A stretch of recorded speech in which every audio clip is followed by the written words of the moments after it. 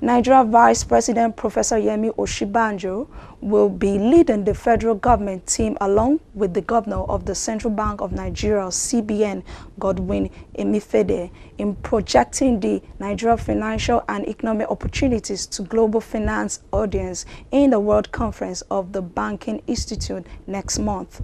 The 22nd edition of the Banner Conference, the first in West Africa, would be hosted by the Chartered Institute of the Bankers of Nigeria.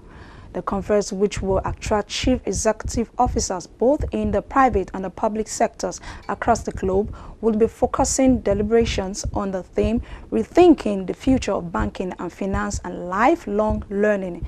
According to the President and the Chairman of Council, Professor Segun Ajibola, the conference will seek to review the keep abreast of the changes in the domestic and global financial system, as well as underscore the crucial role played by the banking and financial services sector in the global economy. Ajibola said that the hosting of this conference in Nigeria is very timely and auspicious, considering the fact that the country is the search of viable alternative towards the repositioning the economy. Ajibola also informed the governor of Lagos State, Mr. Akinwumi Ambode, has opted the conference as part of the state activities to celebrate the 50th anniversary of its creation in recognition of the huge potential the hosting of conference in Lagos offers. The banking industry in Nigeria, according to him, would be fully present in the conference, with Emefiele playing a lead role, and also noted the pivotal role if CIBN in nurturing a knowledge-based strong banking sector in Nigeria. The Benghazi-based government in Libya walked away from a process that would have unified the country National Oil Corporation (NOC) on Wednesday after the Benghazi Defense Brigades gained control over major oil ports in the oil crested over the past couple of weeks. The East Sidal and Ras Lanuf ports had been in the hands of the NOC in Tripoli since the Libyan National Army took captured the area in September, but the BDB wrested control of the key facilities in the early March as the LNA has regained lost ground. The fighting between the LNA and the BDB has so far been limited to Ras Lanuf and El Sidar.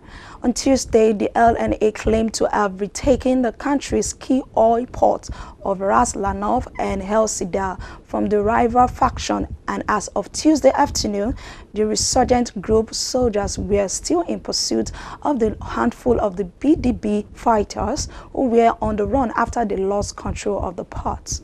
On one office of the NOC in Benghazi has affiliated itself with the Eastern Parliament, which rivals the United Nations Sanction Government of National Accord based in Tripoli.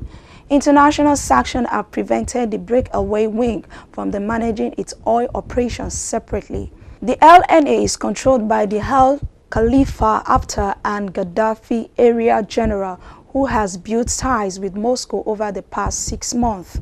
The Terrorism Research and the Analyst Consortium list the BDB as an Islamic group formed in opposition to the LNA and consolidating the fighters from other factions opposed to General Haftar.